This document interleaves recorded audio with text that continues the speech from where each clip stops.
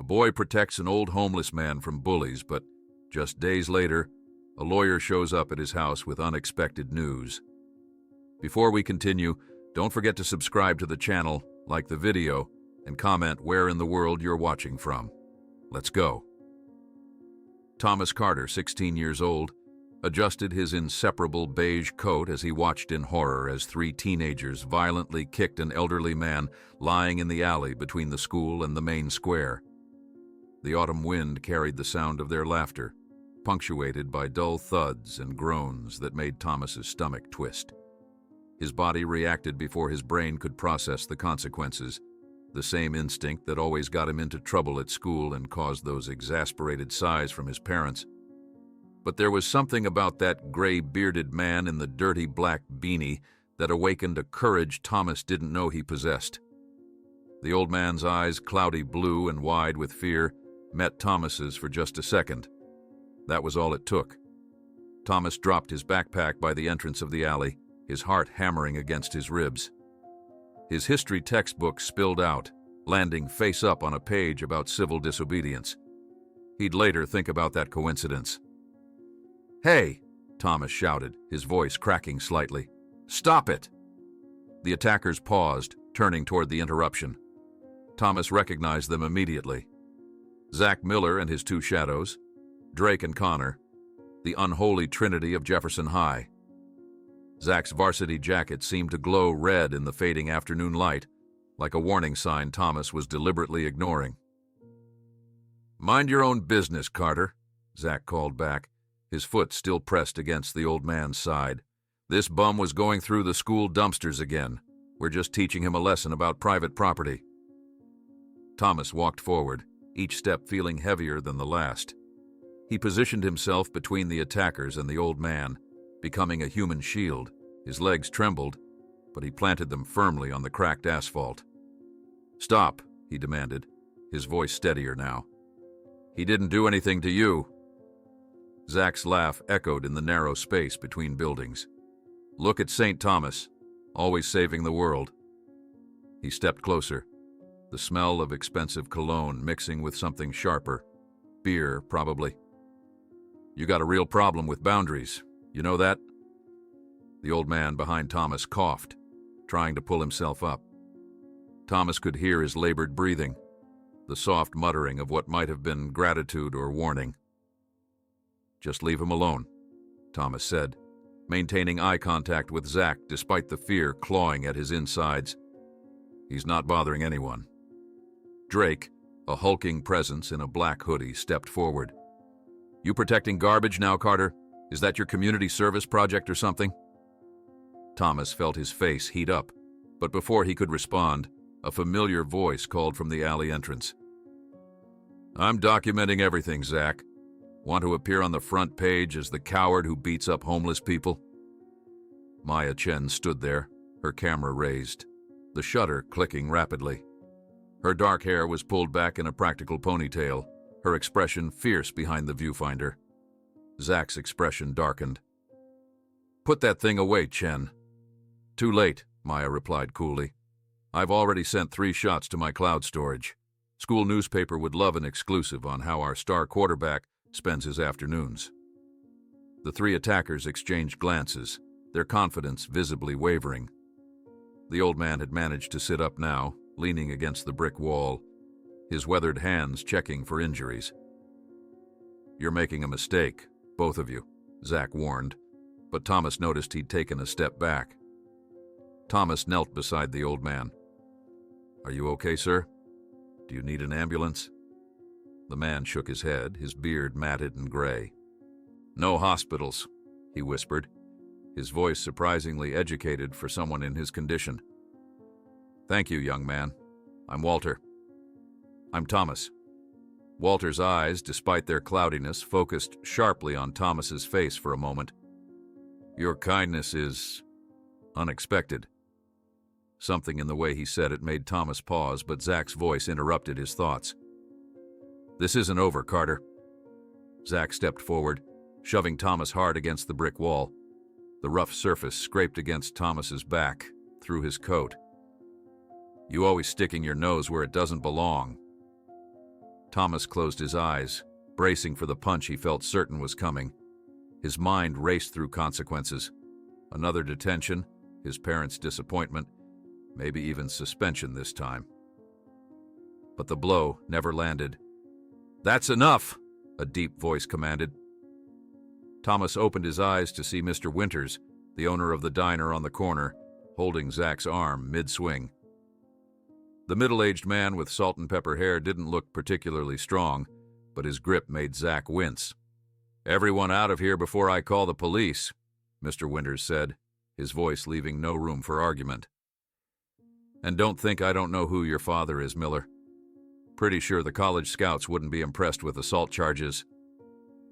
Zach yanked his arm free, his face flushed with humiliation. "Whatever. He's not worth it." He pointed at Thomas. "This isn't over." The three teenagers retreated, throwing dark glances over their shoulders. Maya continued taking photos until they disappeared around the corner. Mr. Winters turned to Walter, his expression softening. "You okay, old-timer?" Walter nodded, struggling to stand. Thomas moved to help him, and together with Mr. Winters, they got the old man to his feet. "Winters' Diner is just around the corner," Mr. Winters offered. "Why don't we get you warmed up?" Thomas collected his scattered books as Maya approached, lowering her camera. "That was either very brave or very stupid," she said, but her slight smile took the edge off her words. "Probably both," Thomas admitted, adjusting his beige coat. "I'll send you the photos," Maya added, "just in case." At the diner, Mr. Winters led them to a quiet booth in the back. The afternoon rush hadn't started yet, so they had the place mostly to themselves. The smell of coffee and grilled cheese sandwiches filled the air, and the warmth made Thomas realize how cold he'd been in the alley. "Hot chocolate on the house," Mr. Winters announced, placing steaming mugs in front of them before returning to the counter. Walter wrapped his gnarled hands around the mug, seeming to absorb its warmth. Up close, Thomas could see the details he'd missed before. The military posture, despite his current state, the small scars on his hands, the way his eyes constantly scanned the room. "You shouldn't have intervened," Walter said quietly. "But I'm grateful you did." Thomas sipped his hot chocolate. "I couldn't just walk away." "Most people do," Walter replied. His voice carried a weight of experience that made him sound older than he looked. "They see, but they choose not to see." "Were you really going through the school dumpsters?" Maya asked, earning a sharp look from Thomas. Walter smiled faintly. "Looking for newspapers, actually. I like to stay informed." There was something in his tone that suggested layers of meaning. But before Thomas could ask more questions, Walter continued. "I served in Vietnam. Distinguished service. Had a good life afterward. A beautiful wife who died of cancer 5 years ago." His voice cracked slightly. "Then a house fire took everything else. My daughter couldn't handle it, my descent. She's in Seattle now, pretends I don't exist." Thomas felt an inexplicable connection to this stranger, something beyond pity, something that resonated with his own sense of being misunderstood. "I'm sorry," Thomas said, knowing the words were inadequate. Walter shrugged. "Life happens. Some fall further than others." They sat in comfortable silence for a while, the hot chocolate warming their hands and bellies. Walter occasionally winced when he moved, but insisted he was fine. As the afternoon wore on, Thomas checked his watch and realized how late it was getting. "I should probably head home," he said reluctantly. "My parents will be wondering where I am." "Of course," Walter nodded, an understanding passing between them. "Thank you again, Thomas." "Will you be okay? Where do you stay?" Thomas asked carefully. "I manage," Walter replied vaguely. "The park has some sheltered benches." Thomas hesitated, then made a decision. "I could come back tomorrow. Bring you something warm to eat?" Walter studied him for a long moment, as if weighing something important. "If you wish," he finally said. "I'd appreciate the company." Outside, the temperature had dropped as evening approached. Thomas adjusted his beige coat, his grandfather's coat, technically, given to him last year before the old man passed. It was a bit too large, but Thomas never went anywhere without it. There was something about its worn comfort that gave him confidence. The walk home gave Thomas time to think. How would he explain the dirt on his coat, the scrape on his back? Would Maya's photos make things better or worse if Zach decided to cause trouble? His parents' modest two-story house looked warm and inviting as he approached, but Thomas could already sense the tension waiting inside. His mother's car was in the driveway, and his father's would be in the garage. Both home early, which was unusual. Opening the front door, Thomas found them sitting in the living room, their expressions a familiar mix of worry and disappointment. His mother's reading glasses were perched on top of her head, a sign she'd been interrupted while grading papers. His father's tie was loosened, but he hadn't changed out of his work clothes yet. "Thomas," his mother began, her voice carefully controlled. "The school called." Thomas froze, confused. How could they already know? "Would you like to explain why the principal informed us you've been suspended for 3 days due to involvement in a fight?" His father continued, his deep voice carrying that special tone of disappointment Thomas knew all too well. "I didn't fight anyone," Thomas protested. "I was stopping a fight." His parents exchanged that look, the one that said they'd heard similar explanations before. The phone rang, interrupting their conversation. His father answered, his expression growing increasingly grim as he listened. When he hung up, he looked at Thomas as if seeing a stranger. "That was Richard Miller," he said flatly. "Zach is in the hospital with a broken wrist. His parents are threatening to sue us." "What? That's impossible. I never even touched him," Thomas exclaimed. One thing is getting in trouble for defending a stranger, Thomas thought. Another, completely different, is being accused of something he didn't do. His mother rubbed her temples. One thing is defending your friends. Another, completely different, is risking our future for a stranger who will probably disappear tomorrow. But something in Walter's trembling voice as he thanked Thomas for his help told him this stranger wouldn't disappear so easily from his life. Thomas sat on his bed, staring out the window as the afternoon light cast long shadows across his room.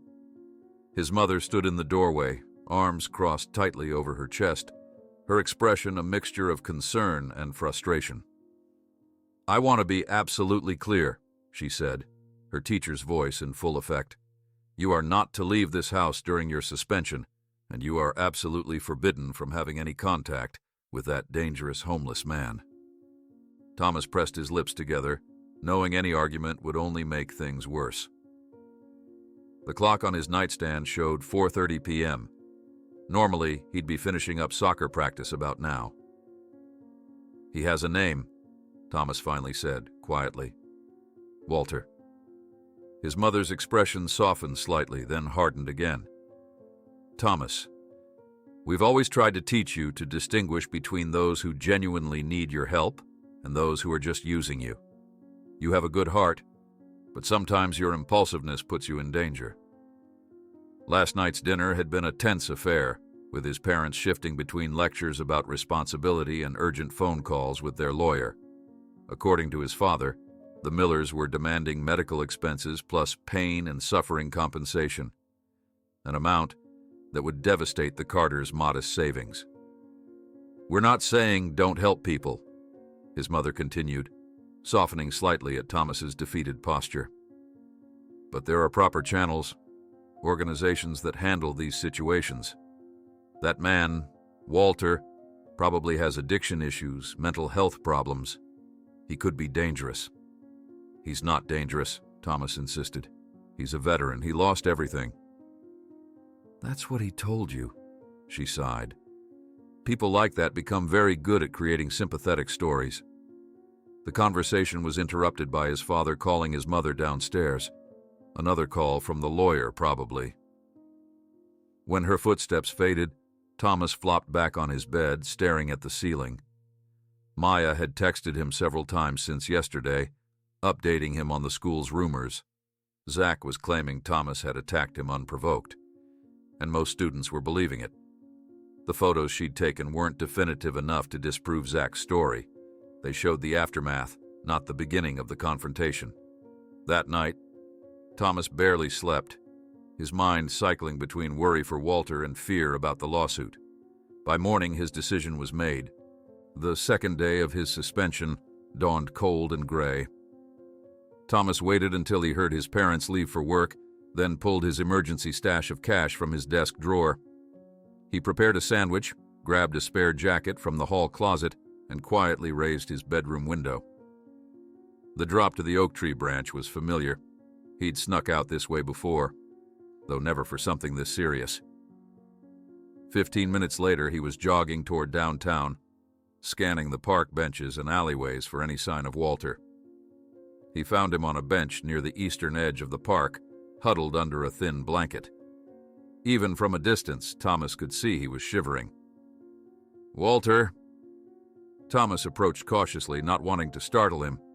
The old man looked up, his eyes glassy and unfocused. His face was flushed, despite the cold, and when he spoke, his voice was raspy. "Thomas, you shouldn't be here." Thomas sat beside him, immediately alarmed by the heat radiating from Walter's body. "You're sick," he said, pressing the back of his hand against Walter's forehead. "You're burning up." Walter tried to wave him off, but the movement triggered a coughing fit that left him gasping. "It's nothing, just a cold." "This isn't just a cold." Thomas pulled out the sandwich he'd brought, but Walter couldn't even focus on it. "You need a doctor." "No hospitals," Walter insisted weakly. "Can't afford it. Records in the system." Thomas made a quick decision. "There's a community clinic 3 blocks from here. They don't ask too many questions." Getting Walter to his feet was a struggle. The old man was lighter than he looked, but barely able to support his own weight. Thomas wrapped his arm around Walter's waist, draping Walter's arm over his shoulders, and slowly they began their journey to the clinic. The 3 blocks felt like miles. Walter's breathing grew increasingly labored, punctuated by coughs that shook his entire frame. By the time they reached the small brick building with Eastside Community Health painted on the door, he was nearly unconscious. The waiting room was half full, but one look at Walter had the receptionist waving them straight through. A middle-aged woman with silver-streaked hair and severe eyes met them in the examination room. "I'm Dr. Reynolds," she said, helping Thomas lower Walter onto the exam table. "What happened?" "He's homeless," Thomas explained, watching as the doctor efficiently took Walter's vitals. "I found him like this in the park. He has a fever and can't stop coughing." Dr. Reynolds listened to Walter's lungs, her frown deepening. "Early-stage pneumonia," she finally declared, turning to Thomas. "He needs a warm environment and regular medication." She studied Thomas with open curiosity. "Are you a relative?" Thomas hesitated, then lied. I'm his grandson." Something in Dr. Reynolds' expression told Thomas she didn't believe him, but she didn't challenge the claim. Instead, she wrote out a prescription and handed it to him along with her business card. "He needs these antibiotics twice daily for 10 days. Keep him warm and hydrated." She held Thomas's gaze for a long moment. "Call me if his condition worsens. My personal number is on the back." Thomas thanked her, wondering at the intensity of her concern. Perhaps she had a soft spot for veterans. Walter had mumbled something about Vietnam during the examination. After helping Walter dress, Thomas guided him back to the waiting room. They had just reached the exit when a familiar voice called out. "I knew it was you." Maya stood near the clinic entrance, her camera hanging around her neck as usual. In the harsh fluorescent lighting, Thomas could see the dark circles under her eyes. "I've been following you since you left your house," she admitted. "I saw what you're doing. I want to help." Thomas's first instinct was to refuse. This was his responsibility, his problem. But Walter's weight against his side was growing heavier, and the reality of the situation was hitting him. He couldn't do this alone. "I need to get his prescription filled," Thomas said finally, "and he needs somewhere warm to stay." Maya nodded immediately. "My parents both work until 6. We can take him to my house for now." They managed to get Walter to Maya's home, a modest apartment 4 blocks from the clinic. While Thomas helped the old man settle on the couch, Maya fetched water and blankets. "My mom's a nurse," she explained, watching Thomas administer the first dose of antibiotics. "She keeps a medical kit in the bathroom. There's a thermometer and some fever reducers in there." Walter drifted in and out of consciousness throughout the afternoon. During his lucid moments, he thanked them repeatedly, his weathered hand squeezing Thomas's with surprising strength. As evening approached, they knew they couldn't keep Walter at Maya's house overnight. Her parents would never allow it, and Thomas couldn't bring him home either. "I think I know a place," Thomas said finally. "The shed behind the soccer field at school. It's heated because they store some of the equipment there." It wasn't ideal, but it had electricity, a space heater, and a coach's cot that Thomas had napped on during tournaments. Most importantly, nobody visited it during suspension week when no games were scheduled. For the next few days, Thomas and Maya established a system. She would check on Walter during the day, bringing food and keeping him company, while Thomas would sneak out at night to administer medication and ensure the heater was working properly. On the 4th day, as Thomas was buying more soup from the corner store, Mr. Winters approached him. The diner owner's expression was grave. "I know what you kids are doing," he said without preamble. "It's admirable but dangerous." Thomas froze, a can of chicken noodle soup in his hand. "I don't know what you—" "Don't bother denying it." Mr. Winters glanced around the empty aisle. "That man, there's something strange about him. People have been asking questions, people in expensive cars." Thomas felt a cold sensation spreading through his chest. "What kind of questions?" "The kind that makes me think Walter isn't just some random homeless guy." Mr. Winters handed Thomas a paper bag. "There's some real food in there, sandwiches from the diner, and my number, if you need help." Thomas took the bag, confused by the warning but grateful for the support. "Thanks, Mr. Winters." "Be careful, kid. There's more happening here than you understand."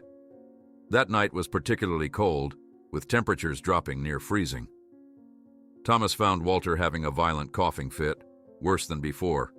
He tried to help him sit up, offering water and the fever reducers Maya had provided. Suddenly, Walter grabbed Thomas's arm with startling strength. His eyes, clear for the first time in days, bore into Thomas's with frightening intensity. "They'll come back," Walter whispered hoarsely. "Don't trust them, Thomas. They'll be back to finish the job." "Who, Walter? Who's coming back?" "Important documents, a key." Walter's grip tightened. "Don't trust them, Thomas. They'll finish what they started." Before Thomas could ask more questions, Walter collapsed into another coughing fit. This time, Thomas noticed with alarm, the tissue Walter held to his mouth came away spotted with blood. It was nearly 3 in the morning when Thomas finally headed home, his mind racing with Walter's cryptic warnings. The street was deserted and dark, most houses long since gone to sleep. As he approached his own home, he noticed something out of place. A black car parked across the street, its engine off but a thin trail of exhaust still visible in the cold air. As Thomas walked past, the driver's door opened. A man in a dark suit stepped out, his smile professionally pleasant but his eyes cold. "Thomas Carter?" the man asked, as if he didn't already know the answer. "I just want to talk about your friend, Walter Johnson." Thomas felt his heart skip a beat. Walter Johnson. He hadn't known Walter's last name until now. "I don't know what you're talking about," Thomas said, continuing toward his house. The man moved quickly, reaching for Thomas's arm. "Just a quick conversation, son. Nothing to worry about." Acting on pure instinct, Thomas shoved the man hard, catching him off guard. The man stumbled back against the car, his expression morphing from professional calm to genuine surprise. Thomas didn't wait to see what happened next. He sprinted to his house, scrambling up the oak tree and through his window in record time. The next morning, dread propelled Thomas to the soccer field shed earlier than usual. His heart sank when he found the door already ajar. Inside, Walter was gone. Only his dirty black beanie remained on the cot, beside a small bloodstain on the thin mattress. Thomas picked up the beanie, noticing something stiff in the folded brim. A small golden key and a piece of paper with an address and the words, "If something happens to me, don't go to the police." A shot echoed inside the mansion as Thomas and Maya ran through the night without the documents, their breath ragged, the certainty that their lives had just become immeasurably more complicated. What they didn't expect was Mr. Winters waiting at the corner in his old pickup truck, the engine running, and an expression that clearly said, "Get in now. I know more than you think." Thomas walked through the school corridors, the golden key and note safely tucked in the pocket of his beige coat. He could feel their weight with every step, like tiny anchors pulling him into waters far deeper than he'd anticipated. The familiar halls of Jefferson High felt different today. The fluorescent lights too harsh, the sounds too loud, and everywhere he turned, curious eyes followed. "Is that him?" a freshman whispered to her friend as Thomas passed. "Yeah, the one who put Zach Miller in the hospital," the friend replied, not bothering to lower her voice. Thomas kept his head down, focusing on the scuffed linoleum floor. His 3 days of suspension had transformed him from an unremarkable student into something between a celebrity and a pariah. Even teachers regarded him differently, their expressions a mix of caution and disappointment. The absence of Zach Miller was conspicuous. His usual corner of the cafeteria, normally loud with the laughter of the football team, stood subdued. Rumors swirled that he was still recovering, that his wrist required surgery, that his athletic scholarship chances were in jeopardy. All lies, Thomas knew. But the truth seemed increasingly difficult to grasp, let alone explain. During lunch period, Maya found him sitting alone at an outdoor table, picking at a sandwich he had no appetite for. "I've been looking for that address," she said without preamble, sliding onto the bench across from him. She pulled out her tablet, glancing around to ensure no one was within earshot. "It's in Oak Ridge Hills." She turned the screen toward him, showing photographs of an imposing 2-story house with a manicured lawn and circular driveway. The architecture was classic, almost stately, with large windows and a covered porch supported by white columns. "Thomas, this doesn't make sense." Maya's voice dropped to a whisper. "How would a homeless man have connections to a place like this? The average home value in Oak Ridge Hills is over $1 million. Thomas stared at the image, trying to reconcile the elegant house with the man he'd found shivering on a park bench. Maybe he worked there, or knew someone who lived there? Maya shook her head. "I checked property records. It's owned by a W. Johnson Trust. W for Walter, I'm guessing." Thomas felt the weight of the key grow heavier in his pocket. "We need to go there." "Are you crazy? We can't just break into a house in the richest neighborhood in town." "It's not breaking in if we have a key," Thomas argued, pulling it out just enough for Maya to see the golden edge. "Walter wanted us to find something there, something important enough that people are willing to—" He stopped, unable to finish the thought. Maya understood anyway. "Something people might kill for," she finished quietly. The rest of the school day passed in a blur. Thomas moved mechanically between classes, his mind occupied with Walter's disappearance, the man in the black car, and the mystery of the Oak Ridge Hills house. By the final bell, he'd made his decision. "Saturday," he told Maya as they walked toward the bus stop. "We'll go first thing in the morning when there's less chance of neighbors noticing us." Maya looked like she wanted to argue but nodded instead.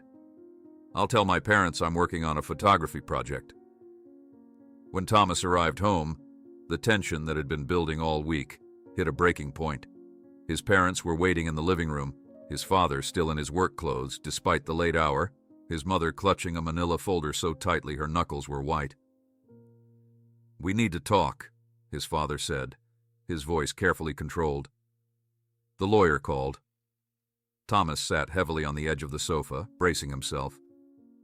"The Millers are demanding $50,000, his father continued, the amount making his voice crack slightly, "for medical expenses and pain and suffering. But I didn't. It doesn't matter what you did or didn't do," his mother interrupted, opening the folder to reveal papers covered in legal terminology. "It's our word against theirs, and they have a son with a cast and a doctor's statement." His father rubbed his temples, suddenly looking older than his 45 years. "We've hired Mr. Patterson. He's good but expensive. We're using your college fund, Thomas." The words hit like a physical blow. The fund they'd been building since he was born, the future they'd all worked toward, now being drained because of a lie. "We're doing this to protect your future," his father said, his voice cooling. "It's time to grow up and stop with this fixation on lost causes." Thomas felt something harden inside him. Walter isn't a lost cause. His parents exchanged a look he knew too well, equal parts concern and exasperation. "The homeless man again?" His mother sighed. "Thomas, please tell me you haven't been in contact with him during your suspension." The lie came easily. "Of course not, you forbade it." The conversation ended with warnings about staying focused on school and avoiding further trouble. Thomas retreated to his room, the weight of their expectations and disappointment following him up the stairs. That night he researched Oak Ridge Hills, studying satellite images of the area and street views of the house. The neighborhood was old money, established families, influential connections, private security patrols, not a place where two teenagers could wander unnoticed. Saturday morning dawned clear and cool. Thomas met Maya at the bus stop 2 blocks from his house, both dressed in inconspicuous clothing, jeans, hoodies, nothing that would attract attention in an upscale neighborhood. "I told my parents I'm doing a photo essay on architectural styles," Maya explained, patting her camera bag. "Not entirely a lie." The bus ride took them from their middle-class neighborhood through downtown and into the gradually ascending streets of the city's western edge. As they climbed, the houses grew larger, the lawns more expansive, the cars parked in driveways more expensive. Oak Ridge Hills occupied the highest point of the city, its winding roads offering glimpses of the valley below. They got off at the final stop and walked the remaining half-mile to Walter's address. Tension building with each step. The house, when they finally reached it, matched the online images, but showed signs of neglect up close. Mail overflowed from the box near the gate. The once manicured lawn had grown slightly wild, and fallen leaves clustered against the porch steps, undisturbed. "No one's been here for a while," Maya observed, snapping a few photographs of the exterior. Thomas approached the front door, suddenly hesitant. What if someone was inside? What if the people searching for Walter were waiting?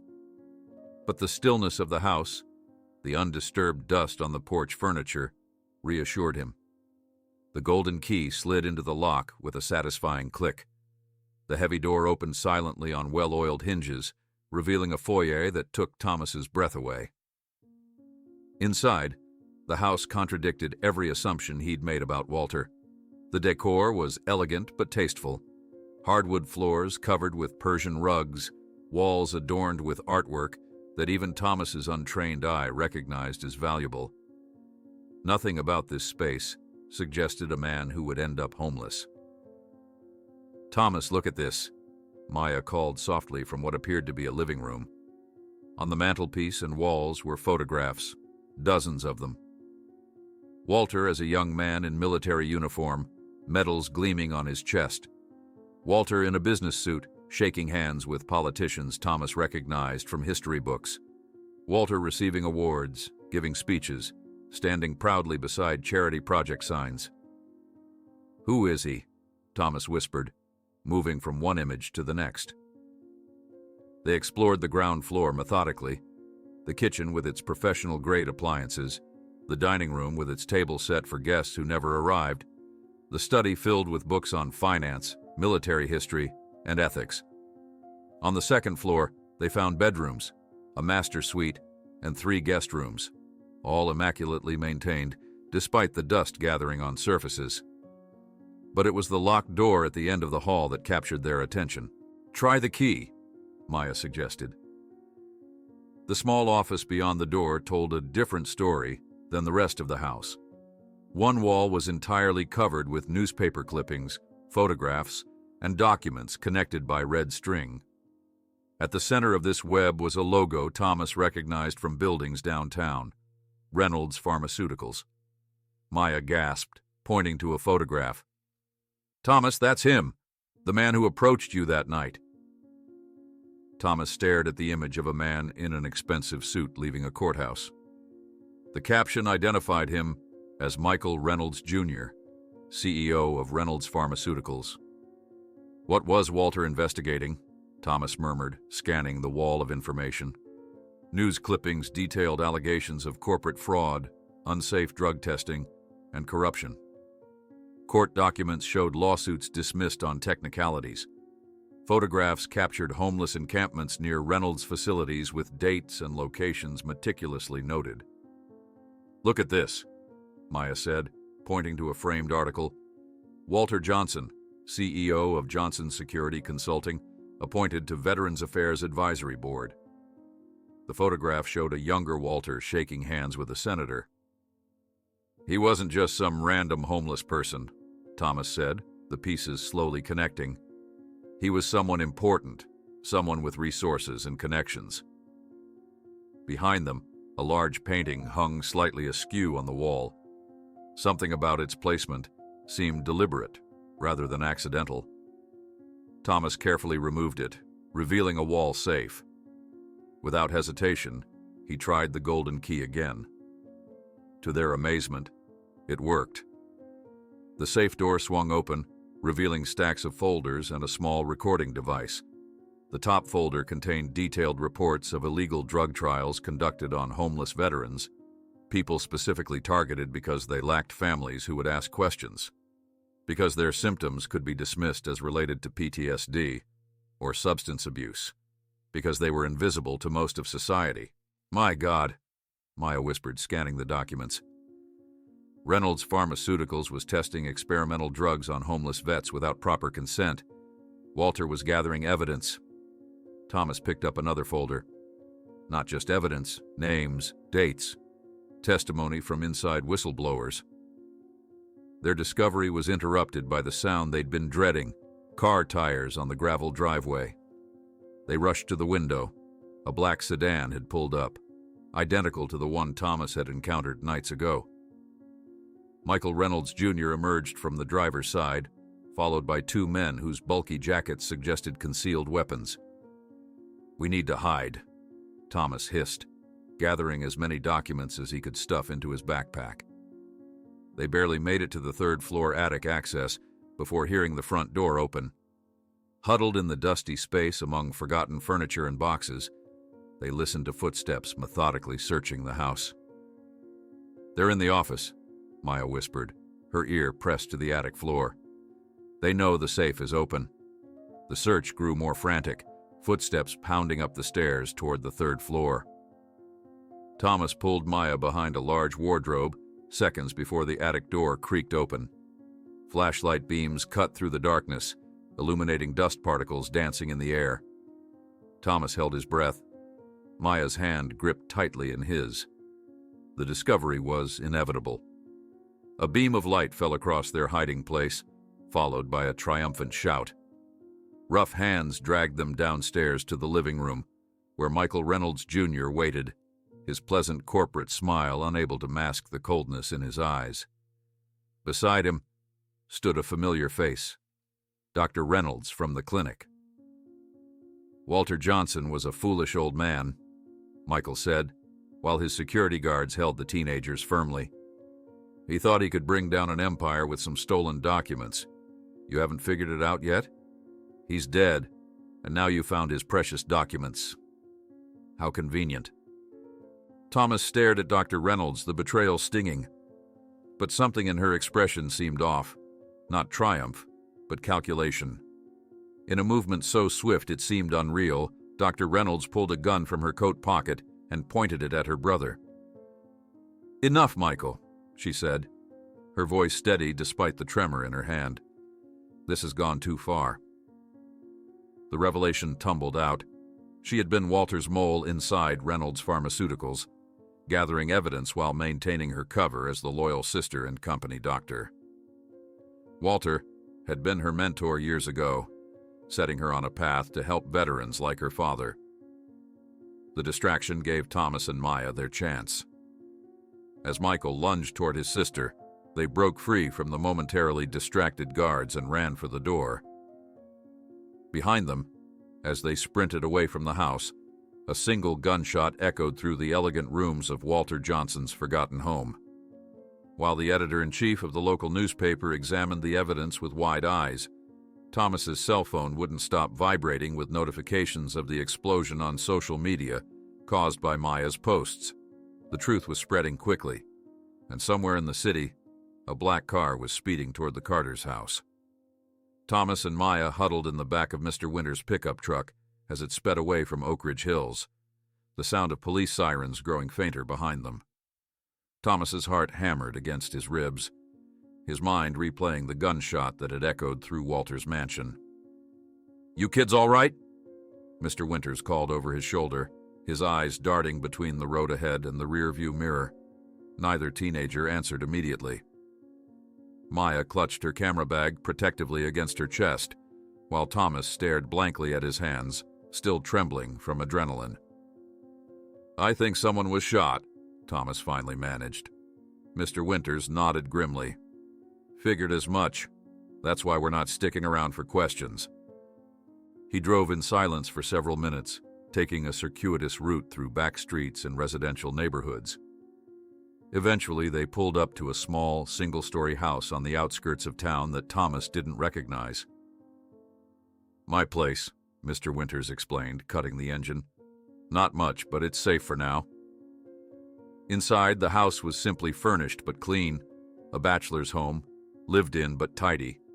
Mr. Winters gestured for them to sit at a small kitchen table while he put on a pot of coffee. "I've known Walter for 30 years, he said without preamble, his back to them as he worked. "We were partners before I gave it all up for that diner."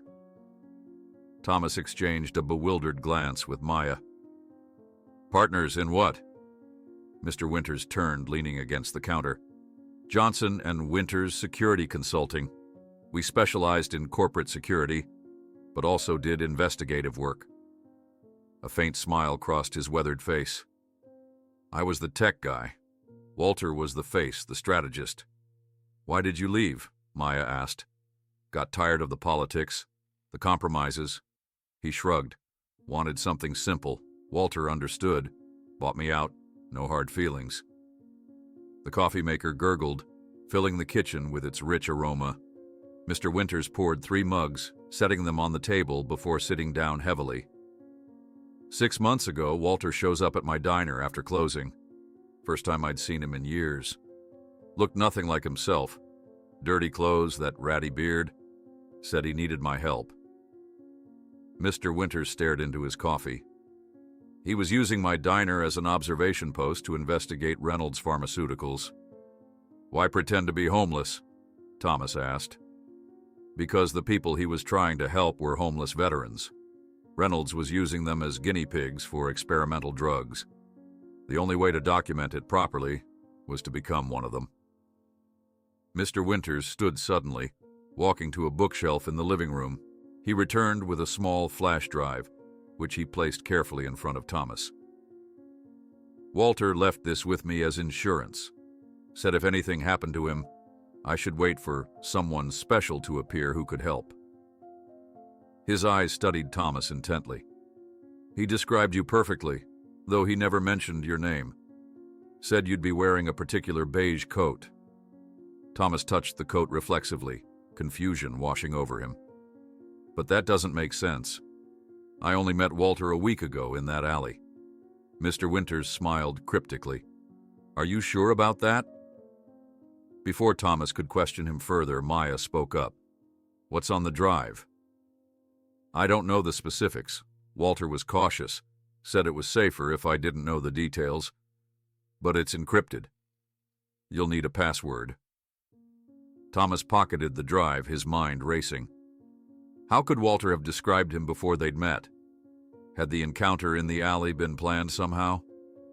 The coffee cooled untouched as Mr. Winters shared what he knew about Reynolds Pharmaceuticals, its history of questionable practices, its powerful connections, the suspicious accidents that befell previous whistleblowers. You kids have stepped into something dangerous, he concluded. These people have money, influence, and no moral boundaries. Thomas checked his phone, wincing at the multiple missed calls and texts from his parents. It was past 9 o'clock. I need to go home, he said reluctantly. My parents are already suspicious, and with everything that's happened with the lawsuit. Mr. Winters nodded. I'll drive you. But first, he scribbled his phone number on a scrap of paper. Call me any time, day or night, and be careful. They know who you are now. The ride to Thomas's house was tense and silent. When they were a block away, Mr. Winters pulled over. Better if I don't drop you at your door, he explained. Less questions that way. Thomas thanked him and stepped out into the night, the flash drive a heavy weight in his pocket.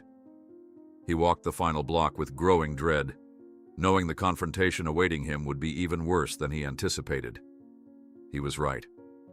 The moment he stepped through the front door, his parents descended, their faces masks of fear and anger. Where have you been? His mother demanded, her voice cracking. We've been calling for hours. His father stood silently in the background, his expression unreadable except for the muscle twitching in his jaw. A sign Thomas knew meant he was barely containing his fury. I was with Maya, Thomas replied, technically not a lie.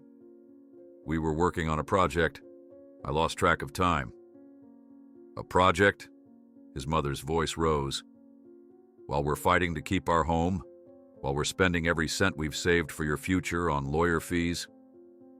Thomas looked away, unable to meet her eyes. The unfairness of it all, being punished for something he didn't do, while the real criminals walked free, burned in his chest. His father finally spoke, each word measured and cold. You will stay in this house unless you're at school. You will focus on your studies, and you will be at Mr. Patterson's office tomorrow at 3 p.m. to sign the settlement papers. Settlement? Thomas's head snapped up. What settlement? The Millers have agreed to drop the lawsuit, his father explained. If you sign a full confession, accepting responsibility for the incident, agree to 50 hours of community service, and attend therapy for violent tendencies. Thomas couldn't believe his ears. But I didn't do anything. Zach's the one who attacked that old man. He's the one who tried to hit me. It doesn't matter, his father shouted, finally losing his composure. It's the best deal we could get. Do you understand what would happen if this goes to court? We could lose everything. The house, our savings, your future. He ran a hand through his thinning hair. You need to sign those papers tomorrow, or we could lose everything. His mother placed a restraining hand on his father's arm. It's the right thing to do, Thomas, she said softly, avoiding his gaze. Sometimes we have to accept consequences, even when things aren't entirely fair. Thomas retreated to his room, closing the door quietly despite the urge to slam it.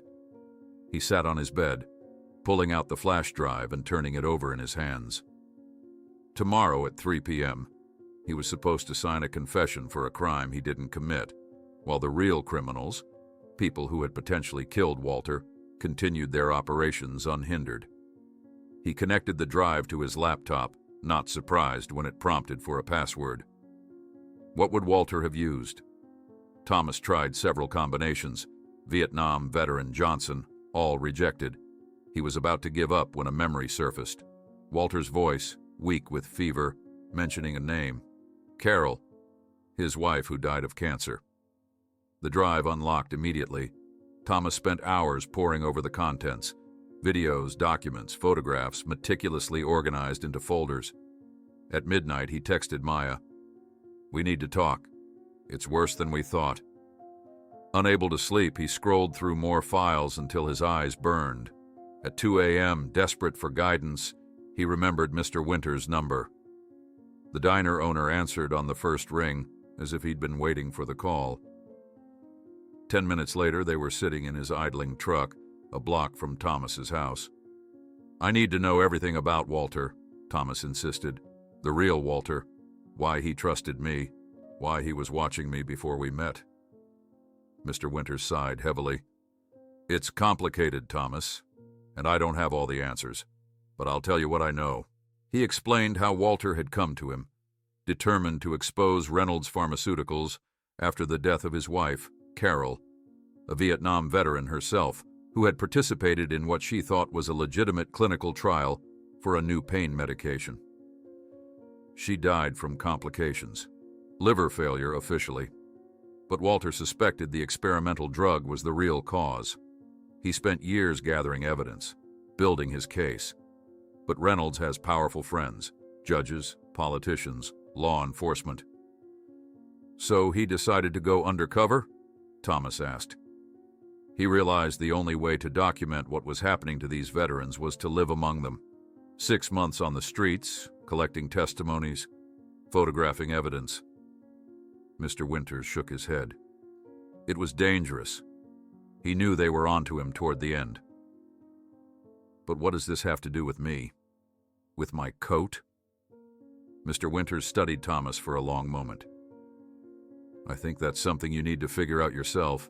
The answer is probably on that drive." As Thomas moved to exit the truck, Mr. Winters reached into his jacket and handed him a worn business card. "There's one more person you should talk to. Dr. Reynolds. Claire. She's been Walter's inside source at the company for years. Call the number on the back, not the clinic line." Back in his room, Thomas resumed his exploration of the flash drive. In a folder labeled Personal, he found videos recorded by Walter himself, journal entries of sorts, documenting his investigation and his thoughts. The final video, dated just 3 days before their meeting in the alley, showed Walter looking directly into the camera, his appearance already transformed into that of a homeless man. "If you're watching this," he said, his voice stronger than Thomas had ever heard it, "then I've either succeeded or failed spectacularly. Either way, the truth needs to come out. Reynolds Pharmaceuticals has been testing experimental drugs on homeless veterans for years, men and women who served their country, only to be treated as disposable test subjects when they fell on hard times." Walter's eyes seemed to bore into Thomas through the screen. "I chose to live on the streets to document their suffering firsthand, to gather evidence no one could dismiss. My wife Carol died because of Reynolds's drugs. I couldn't save her, but perhaps I can save others." With a shock of recognition, Thomas realized why he felt such a strong connection to Walter from the beginning. The courage to stand up for others, even at personal cost. The unwillingness to look away from injustice. These were values his own grandfather had instilled in him. Values embodied in the beige coat Thomas never went without. While the editor-in-chief of the local newspaper examined the evidence with wide eyes, Thomas's cell phone wouldn't stop vibrating with notifications of the explosion on social media caused by Maya's posts. The truth was spreading quickly, and somewhere in the city, a black car was speeding toward the Carter's house. Thomas stared at the morning newspaper spread across the kitchen table, his fingers tracing the headline that dominated the front page. Reynolds Pharmaceuticals under federal investigation. Allegations of illegal drug testing on homeless veterans. His phone vibrated incessantly beside his untouched breakfast, notifications flooding in faster than he could process them. "This is really happening," he whispered to himself, still unable to believe that the evidence they'd gathered had made such an immediate impact. Maya's strategic social media posts had ignited a firestorm overnight. What began as carefully selected documents and Walter's testimony had spread across platforms, with hashtags like Justice for Veterans and Reynolds Exposed trending nationally. News outlets had picked up the story by dawn, and now, barely 24 hours after their escape from the mansion, the scandal was everywhere. The kitchen phone rang, startling Thomas. His mother answered, her voice tight as she spoke briefly before hanging up. "That was Mr. Patterson," she said, turning to Thomas with an unreadable expression. "The Millers have withdrawn their lawsuit completely. No settlement required." His father lowered his coffee mug slowly. "Just like that? After all their demands?" Thomas knew exactly why, but said nothing. The Reynolds connection to the Miller family was likely being severed as quickly and quietly as possible now that the spotlight was turning their way. "I don't understand what's happening," his mother said, looking between the newspaper and Thomas with growing suspicion. "This pharmaceutical scandal, it started right after you began helping that homeless man, and now the lawsuit disappears overnight?" Thomas met her gaze steadily. "His name was Walter Johnson. He wasn't just some random homeless person." The tension at the breakfast table was interrupted by Thomas's phone buzzing with an incoming call from Maya. "You need to see this," she said, without preamble when he answered. "Turn on Channel 7. Thomas reached for the remote and switched on the small kitchen television. Michael Reynolds, Jr. stood on the steps of Reynolds Pharmaceuticals headquarters, surrounded by reporters. He looked nothing like the threatening figure from the mansion. His hair was perfectly styled, his suit impeccable, his smile practiced and calm. "These allegations are completely unfounded," he was saying smoothly. "Reynolds Pharmaceuticals has always maintained the highest ethical standards in our clinical trials. We welcome any investigation that will clear our good name." "He's lying through his teeth," Thomas muttered. "That's not all," Maya said through the phone. "Check your email. I've been tracking the online response. There are already conspiracy theories forming. Some saying Walter was a disgruntled former employee making things up, others claiming you're some kind of paid activist." Thomas felt a chill run down his spine. The Reynolds machine was already working to discredit them. His parents watched him with increasing concern as he ended the call with Maya, promising to meet her after school. "Thomas," his father began carefully, "whatever you're involved in, if you're in some kind of trouble—" "I'm not in trouble," Thomas interrupted. "I'm trying to expose it." The morning at school was surreal. Thomas walked through hallways that had suddenly become a gauntlet of extremes.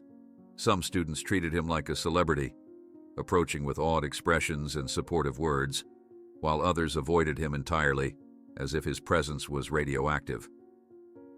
Teachers regarded him with uncertainty, some offering subtle nods of support, others maintaining careful professional distance. During lunch, the school principal called Thomas to his office. "I've been informed that Zachary Miller has transferred to Westridge Academy," the principal said, his expression carefully neutral behind his desk. "And all complaints against you have been formally withdrawn." "So my record is clear?" Thomas asked. "As if nothing happened," the principal confirmed, studying Thomas with newfound interest. "Though it seems you've found yourself at the center of something much larger now." Thomas left the office feeling oddly unsettled. The principal's words echoed what he already knew. This was far from over. After school, Thomas received a call from Mr. Patterson, the family lawyer. "I've been practicing law in this town for 30 years, the attorney said, his voice a mixture of bewilderment and professional curiosity. "And I've never seen anything like this. The Millers didn't just withdraw their lawsuit, they practically disappeared. Moved out of their house overnight, according to neighbors." Thomas thanked him for the information, his suspicion growing that the Reynolds Corporation was rapidly cutting ties with anyone who could connect them to the intimidation campaign against Thomas and his family. That afternoon, Thomas decided to visit the community clinic where Walter had received treatment. The waiting room was busy as usual, filled with patients who couldn't afford traditional health care. Thomas approached the reception desk, asking for Dr. Reynolds. "Dr. Reynolds hasn't come in for the past few days," the receptionist said, her expression concerned. "No call, no explanation. It's not like her at all." As Thomas turned to leave, disappointed, the receptionist called him back. "Wait, she left something for you." She handed him a sealed envelope. "She said if a young man in a beige coat came asking for her, I should give him this." Thomas waited until he was outside to open it. Inside was a handwritten note. "Not everything is resolved. Some secrets need to stay buried for now. The game is bigger than you know. Stay safe. Trust Winters. CR." The cryptic message left Thomas with more questions than answers. Was Dr. Reynolds hiding? Was she safe after the confrontation with her brother? The gunshot still echoed in his memory. That evening, alone in his room, Thomas examined his beige coat carefully for the first time since everything began. It had been his grandfather's, a gift on his 15th birthday, just months before the old man passed away. Thomas had always cherished it, but never really thought about why it meant so much to him. He remembered his grandfather's words when he presented the well-worn garment. "This isn't just a coat, Thomas. It's a reminder that sometimes we need to take a stand, even when we stand alone." At the time, Thomas had assumed it was just one of his grandfather's many life lessons, delivered in his characteristically dramatic fashion. Now he wondered if there had been more meaning behind those words. The coat was simple, but well made. The beige color faded slightly from years of wear. Thomas had always loved its weight, the way it felt like a protective layer between him and the world. He examined the lining, the pockets, running his fingers along the seams, looking for anything unusual. Nothing seemed out of place, yet the coat felt more significant now than ever before. The following day, Thomas and Maya met at the public library, using the computers there to search through digitized newspaper archives for any mention of Walter Johnson before his disappearance from public life. "Look at this," Maya said after an hour of searching. She pointed to a photograph from 15 years earlier, a military ceremony showing Walter in full dress uniform receiving an award. But it was the man standing beside him that made Thomas's breath catch. That's my grandfather," he whispered, staring at the familiar face. The caption confirmed it. "Colonel Walter Johnson and Captain James Carter commended for distinguished service in Veterans Affairs initiatives." "Your grandfather knew Walter?" Maya asked, equally shocked. "Apparently," Thomas said, examining the photograph closely. "But he never mentioned him. At least, not that I remember." That evening, Thomas confronted his parents with the photograph, printed from the library computer. "Did you know about this?" he asked, sliding the picture across the dining table. "Did you know Grandpa was friends with Walter Johnson?" His father picked up the photo, recognition and then resignation crossing his face. "Dad mentioned Walter a few times, yes, but they lost touch decades ago, as far as I knew. Why didn't you tell me when I first mentioned Walter's name?" His mother sighed. "Thomas, your grandfather had hundreds of military connections. We didn't make the connection to your homeless man. How could we?" But Thomas could see in their eyes that there was more to the story, something they weren't telling him. Before he could press further, his phone buzzed with a text from Maya. "Check your email now!" Thomas excused himself and rushed to his room. Maya had forwarded him an email she'd received minutes earlier from an anonymous address. It contained only geographic coordinates and a simple message. "Walter needs to see you." Thomas stared at the screen, his heart racing. Walter was alive? How was that possible? Who had sent this message?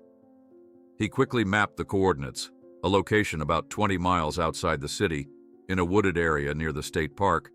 It could be a trap, of course, but it could also be the answer to the questions that had been multiplying since that first day in the alley. Thomas reached for his beige coat, which hung on the back of his chair. As he put it on, his fingers brushed against something he hadn't noticed before. The inner pocket felt slightly thicker than it should.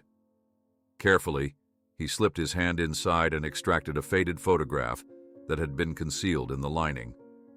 The image showed Walter and his grandfather, much younger, arms around each other's shoulders, standing before a military helicopter. Both wore the same expression of determined confidence, and draped over his grandfather's arm was the very same beige coat Thomas now wore. Thomas tucked the photograph into the pocket of his coat, his heart racing as he realized that Walter might have been influencing his life long before that day in the alley.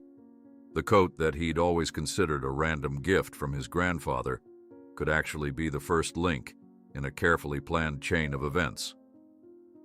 The coordinates led Thomas and Maya deep into the wooded area outside the city limits. Mr. Winters had lent them his old pickup truck after hearing about the anonymous email, his only condition being a promise to call him if anything seemed suspicious. The gravel road had ended half a mile back, forcing them to continue on foot along an overgrown trail that showed signs of recent use. "Are you sure we're going the right way?" Maya asked, checking the GPS on her phone for the 5th time in as many minutes. Thomas nodded, pushing aside a low-hanging branch. "According to this, we're less than a quarter-mile away." The forest was quiet around them, the late afternoon sun filtering through the canopy in dappled patterns. Despite the peacefulness of their surroundings, Thomas couldn't shake the feeling they were being watched. Every snapping twig made him jump. Every rustling leaf caused him to scan the tree line. "There," Maya whispered suddenly, pointing ahead. Almost hidden among the trees stood a small wooden cabin, smoke rising lazily from its stone chimney. The structure was rustic but well-maintained, with a small covered porch and windows that reflected the golden sunlight. It looked like something from another time, untouched by the chaos of the world they'd left behind. Thomas approached cautiously, Maya close behind him.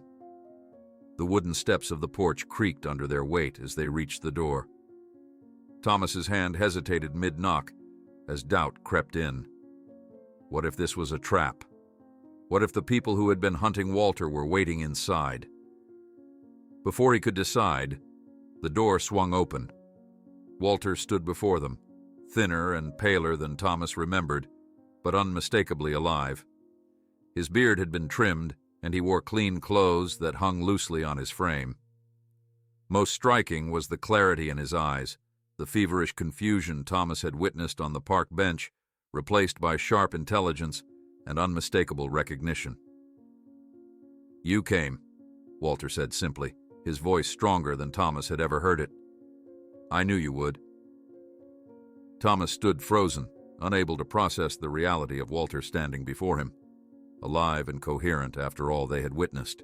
Maya recovered first, nudging Thomas forward into the cabin's warm interior. The single room was Spartan but comfortable, dominated by a stone fireplace where logs crackled and popped. A small kitchen area occupied one corner, a bed another, and the center held a wooden table surrounded by mismatched chairs. The walls were bare except for a few framed photographs and what appeared to be military medals displayed in a shadow box. Walter gestured for them to sit at the table while he lowered himself carefully into a chair near the fire. "You have questions?" he said. "I have answers. But first," his eyes fixed on Thomas's coat. "You look so much like him. Your grandfather wore that exact same coat when we first met in Vietnam." Thomas glanced down at his beige coat, suddenly seeing it with new eyes. "You knew my grandfather?" Walter smiled faintly. "Knew him. James Carter saved my life more times than I can count. We were more than friends. We were brothers in every way except blood." He rose slowly, moving to a wooden chest in the corner. From it, he extracted a battered metal box which he placed on the table between them. Inside were medals, photographs, and yellowed documents, physical remnants of a shared history Thomas had never known existed. "Your grandfather and I met in 1968, Walter explained, laying out photographs of two young soldiers standing beside a helicopter, arms slung around each other's shoulders. Both of us were barely older than you are now. He was a medic. I was a scout. We saw things no young men should see. Thomas picked up one of the photographs, recognizing his grandfather's face beneath a military helmet. In it, he wore a younger version of the very coat Thomas now wore. After the war, we both struggled to readjust, Walter continued, his voice taking on a faraway quality. So many of our brothers didn't make it home. So many who did make it back were forgotten, discarded when their usefulness ended. We made a pact to never forget, to never abandon those who served. He showed them more recent photographs, his grandfather and Walter in business suits, at veteran events, meeting with politicians and corporate leaders. We formed an unofficial group after the war, veterans determined to expose corporations that profited from soldiers' suffering. Your grandfather led our East Coast operations. I handled the West. When defense contractors started cutting corners on body armor, we exposed them. When VA hospitals were neglecting patients, we brought evidence to light. The coat, Thomas said suddenly, touching the worn fabric. It's not just a coat, is it? Walter smiled, a genuine expression that transformed his weathered face. You're as perceptive as your grandfather. No, it's not just a coat. It became something of a symbol among us, passed from one member to another as a reminder of our commitment. James was the first to wear it in our group. He believed symbols matter, that they remind us who we are when times get difficult. Thomas's mind raced with implications. But why did he give it to me? I never knew any of this. Walter's expression softened. I kept tabs on you, Thomas. James asked me to before he died. Watch over my grandson, he said, but don't interfere unless absolutely necessary. He wanted you to find your own path, make your own choices. You've been watching me? Thomas couldn't hide his discomfort at the thought. From a distance, making sure you were safe. Walter leaned forward. I never planned to involve you in this fight. But when I uncovered what Reynolds Pharmaceuticals was doing, using homeless veterans as unwitting test subjects for experimental drugs, I knew I needed to go underground, become invisible to document it properly. So meeting in the alley that day, was that planned? Maya asked. Walter shook his head. No, genuine coincidence or perhaps fate. When I saw you wearing that coat, he gestured toward Thomas, I knew immediately who you were. And when you stepped between me and those boys without hesitation, his voice faltered. You made the same choice your grandfather would have made. At that moment, I knew James's spirit lived on in you. The conversation was interrupted by the sound of a car approaching on the gravel road, an unusual occurrence this deep in the woods. Walter tensed, moving to the window with surprising agility. We're not expecting anyone, he said, his voice dropping to a whisper. Thomas joined him at the window. Through the trees, he could make out a familiar sedan pulling up beside Mr. Winters's truck. It's Dr. Reynolds, Thomas said with relief, recognizing the woman stepping out of the vehicle. She helped us before. Walter's tension didn't ease. Claire's taking a huge risk coming here. They watched as Dr. Reynolds retrieved a medical bag from her trunk and hurried toward the cabin, constantly glancing over her shoulder as if expecting pursuit. When she entered, her eyes went immediately to Walter. You should be resting, she scolded, but the concern in her voice was evident.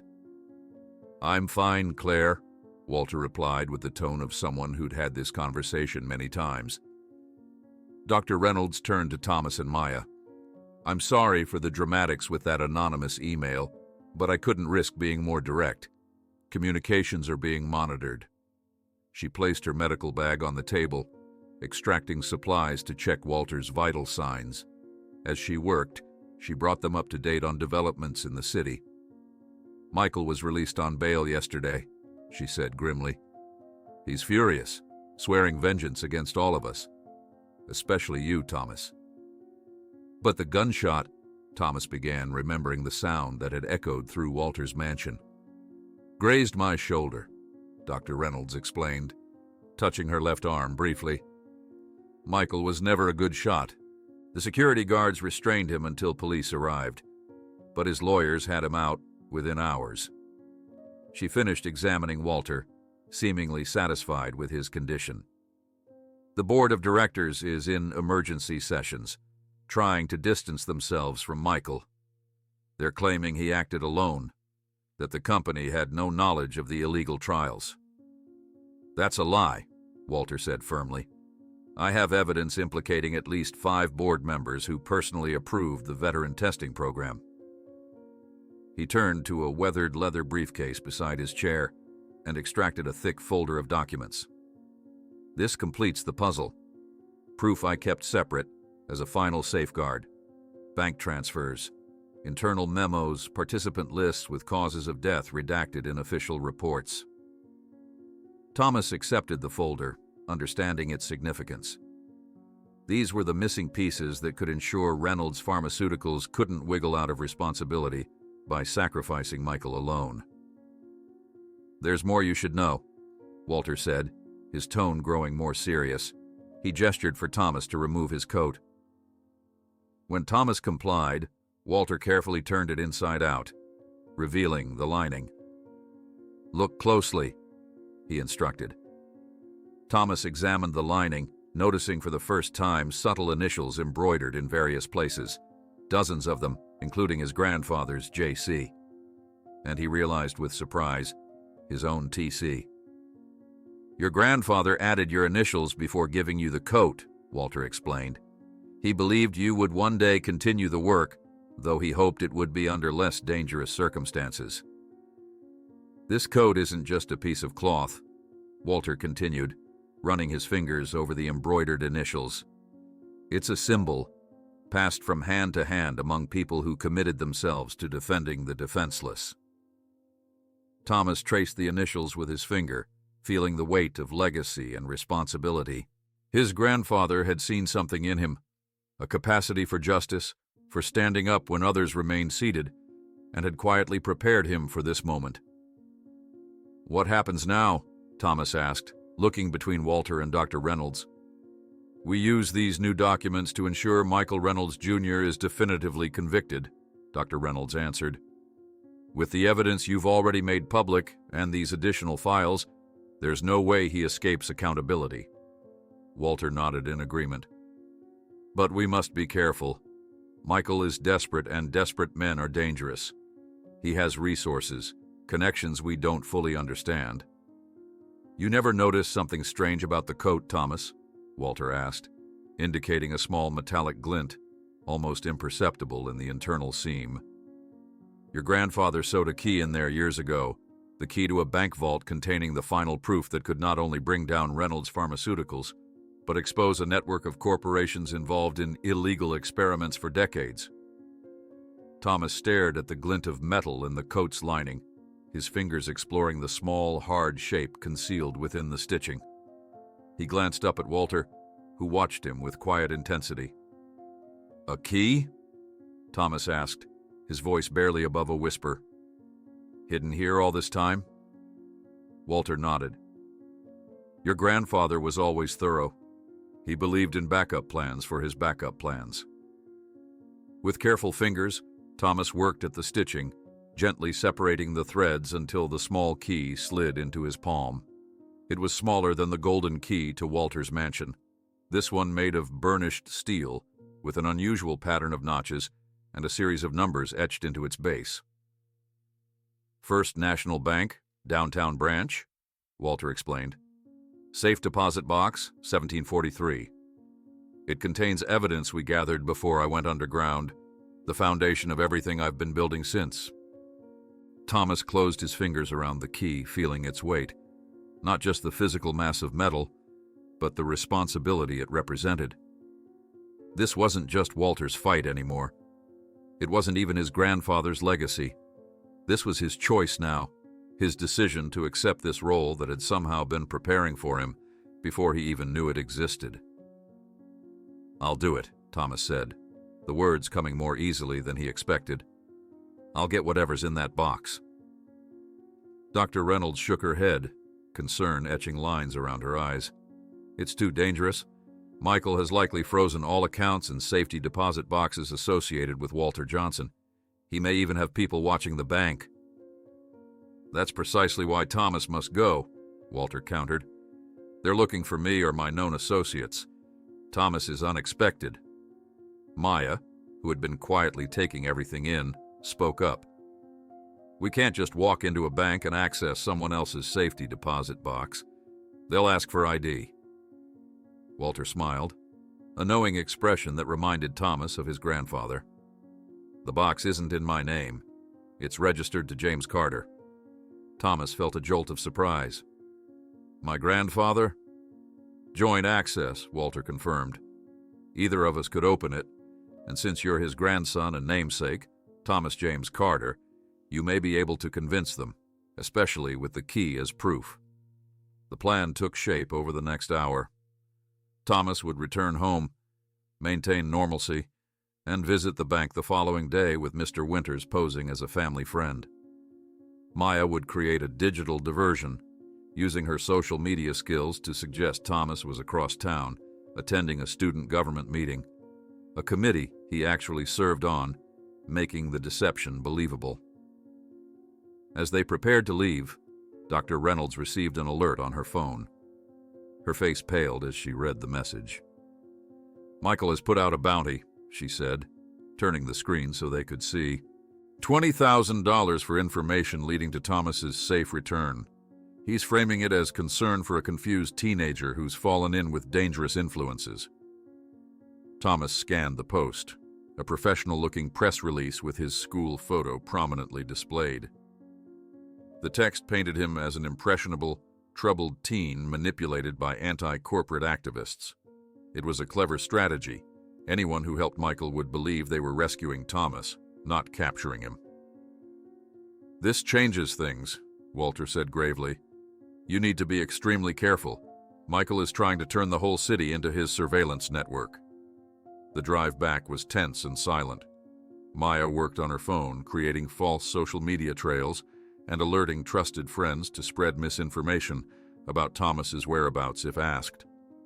Mr. Winters had called earlier, offering to pick them up at a designated meeting point, rather than risk the truck being recognized near the cabin. "I don't like this," Mr. Winters said as they drove through the darkness. "Banks have cameras everywhere. If Reynolds has any influence with the bank management—" "We have to try," Thomas insisted, the key secure in his coat pocket. "This evidence could protect everyone. You, Walter, Dr. Reynolds, maybe even my family." Back home, Thomas faced another tense confrontation with his parents, who had been calling his phone repeatedly. He claimed to have been working on a school project at the library, losing track of time with his phone on silent. They seemed skeptical but too exhausted from the week's events to press harder. In his room, Thomas carefully examined the coat again, this time with new understanding. The beige fabric, worn soft with age and wear, had once draped his grandfather's shoulders as he fought invisible battles against powerful enemies.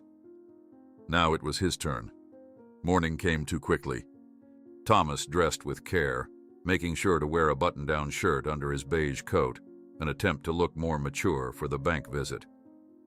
The key remained hidden in the coat's interior pocket. Mr. Winters picked him up 3 blocks from home, exactly as planned.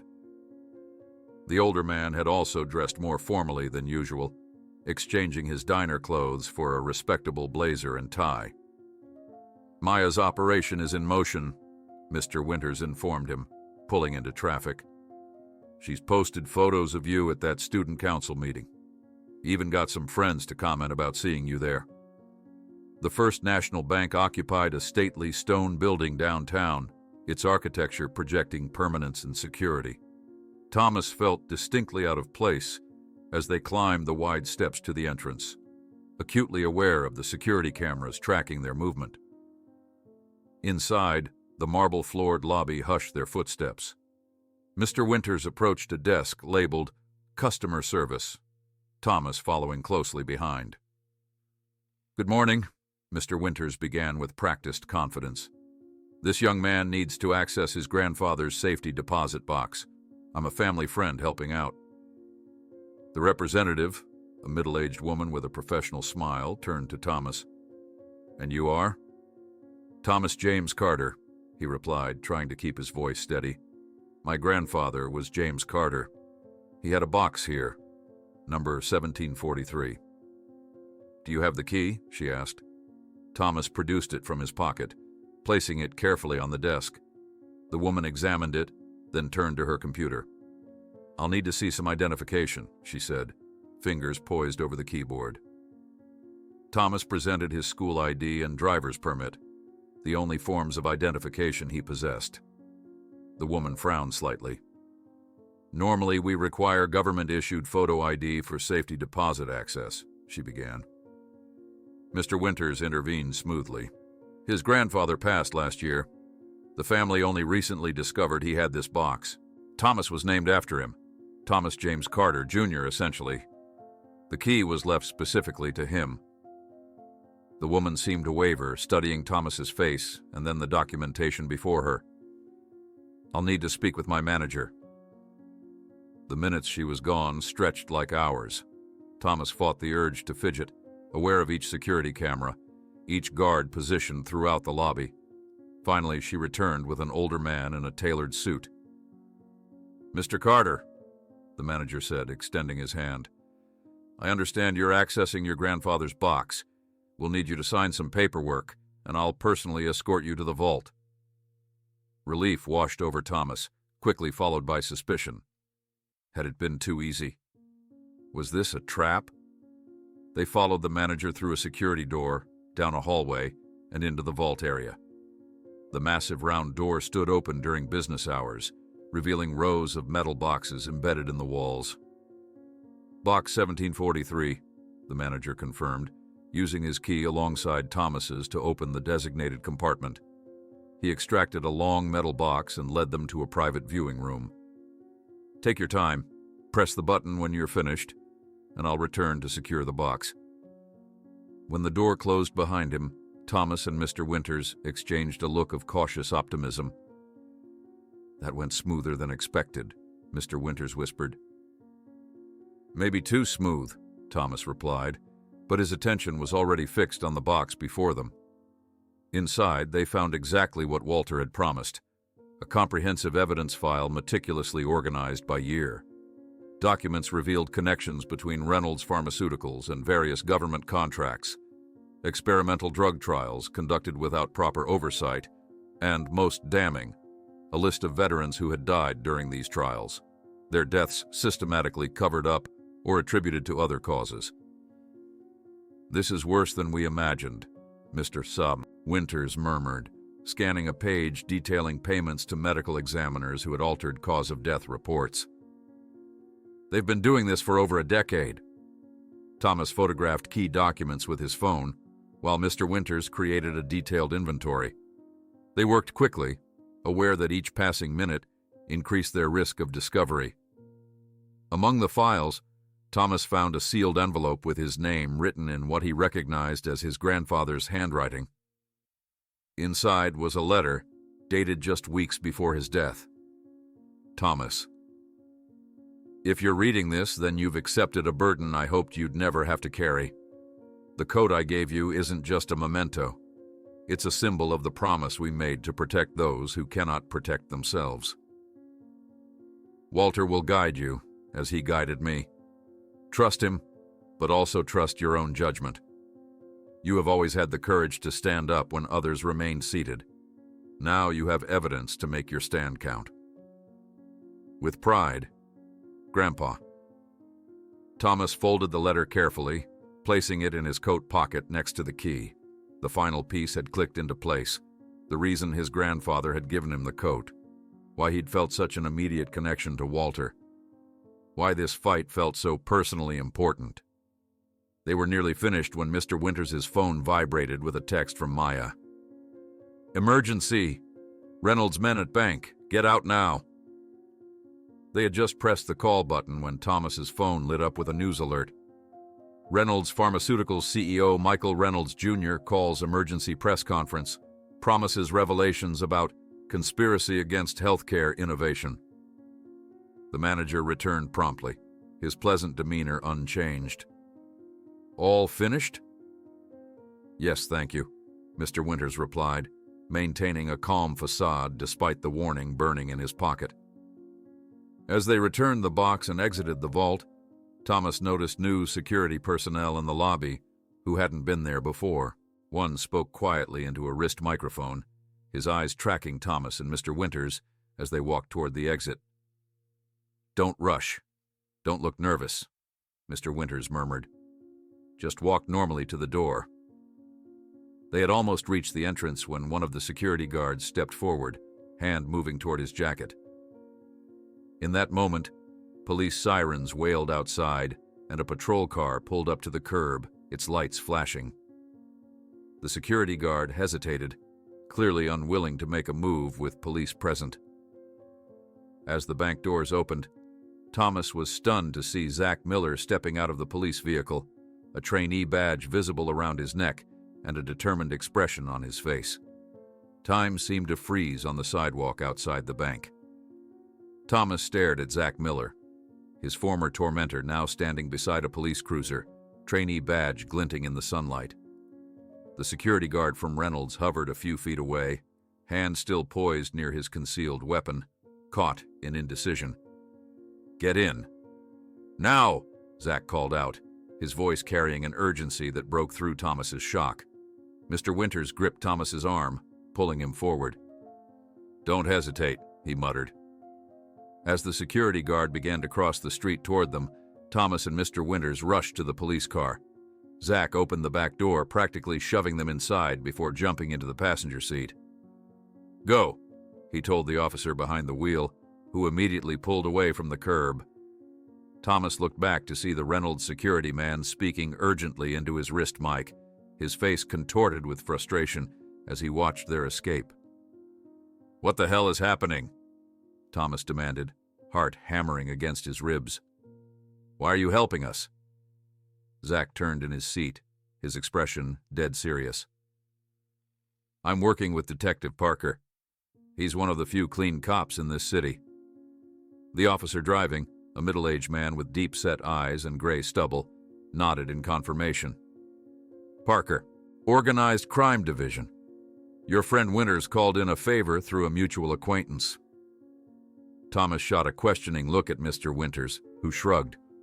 "Walter has friends everywhere, even in the police department." As they drove, Zach shifted uncomfortably in his seat.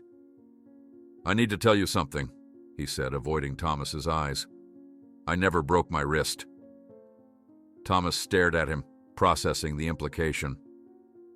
"The Reynolds family paid me to lie," Zach continued, his voice heavy with shame. "They threatened my mom's job at their research facility, said they'd fire her if I didn't play along. So, the whole lawsuit was a setup," Zach confirmed. "Designed to pressure your family, discredit you if you started asking questions about Walter." The revelation should have angered Thomas, but instead, he felt an odd sense of clarity. The pieces were finally fitting together. How quickly the lawsuit had appeared, how conveniently it had applied pressure at precisely the right moment. "Why the change of heart?" Mr. Winters asked, eyeing Zach with lingering suspicion. Zach's face hardened. "They crossed a line. When I heard they were putting out bounties for Thomas, talking about removing problems, I couldn't be part of that. My mom feels the same way. She's the one who connected me with Detective Parker." They arrived at the police station, bypassing the public entrance for a service door in the rear. Detective Parker led them through a maze of corridors to a small, windowless interrogation room far from the main office areas. "We can talk safely here," Parker explained, closing the door firmly. "This room isn't on the normal surveillance circuit." Thomas placed the photos of the documents from the safety deposit box on the table. Detective Parker examined them with growing concern, occasionally muttering under his breath as he processed the evidence. "This explains why our investigation has hit so many internal roadblocks," he said finally, pointing to a list of names. "These officers, all on the Reynolds payroll, and this judge, He jabbed his finger at a photograph of Judge Hartman accepting an envelope from Michael Reynolds, Jr. "He's been shutting down our warrants for months." The door opened, and Walter entered, accompanied by Dr. Reynolds. Thomas hadn't expected to see them, and the relief on Walter's face when he spotted the evidence spread across the table was palpable. "You did it," Walter said simply, pride evident in his voice. Walter moved to the wall of photographs Parker had assembled, identifying Reynolds' connections throughout the city's power structure. "These officers here," he pointed to several images, "all received consulting fees from Reynolds' subsidiaries. This councilwoman's campaign was fully funded by them. This prosecutor's wife works as their corporate counsel." A tense moment arose when another officer attempted to enter the room. Detective Parker blocked the doorway with his body, making a quick excuse about sensitive witness statements. When the door closed again, everyone exhaled. "We can't trust the system," Parker said bluntly. "Judge Hartman is deeply compromised. He'll bury any case that comes across his desk." Thomas touched the beige coat thoughtfully, his fingers tracing the worn lapel. The weight of his grandfather's legacy pressed on him, but instead of feeling burdened, he felt surprisingly clear-headed. "What if we don't rely on the system?" he suggested. "What if we take everything directly to the public?" Maya, who had joined them after receiving a secure text from Thomas, immediately began elaborating on the idea. "I can organize a live stream, untraceable, using multiple servers. We release everything simultaneously. No intermediaries who could be bought or intimidated." "My diner," Mr. Winters offered. "The basement was a meeting point for activists since the 60s. It's secure, has separate power lines, multiple exits." Zach, who had been quiet since arriving at the station, suddenly spoke up. "I can help too. I know other students who've been intimidated by the Reynolds family over the years. They'd be willing to come forward if they knew they weren't alone." Thomas watched as the unlikely alliance formed before his eyes. A veteran investigator, a corporate whistleblower, a detective, a former bully, and his photographer friend. Each bringing different skills, different perspectives, all united by a common purpose. Detective Parker nodded slowly, warming to the idea. A public revelation might actually be safer at this point. Too many links in the official chain are compromised. The planning continued, each person contributing to the growing strategy. Maya would handle the technical aspects of the live stream, ensuring it couldn't be traced or shut down. Mr. Winters would prepare the basement location, reinforcing security and setting up the necessary equipment. Dr. Reynolds would compile the medical evidence in a format that would be clear to the general public. Walter would prepare his testimony, the centerpiece of their case. Thomas's phone chimed with a text. His parents, wondering where he was.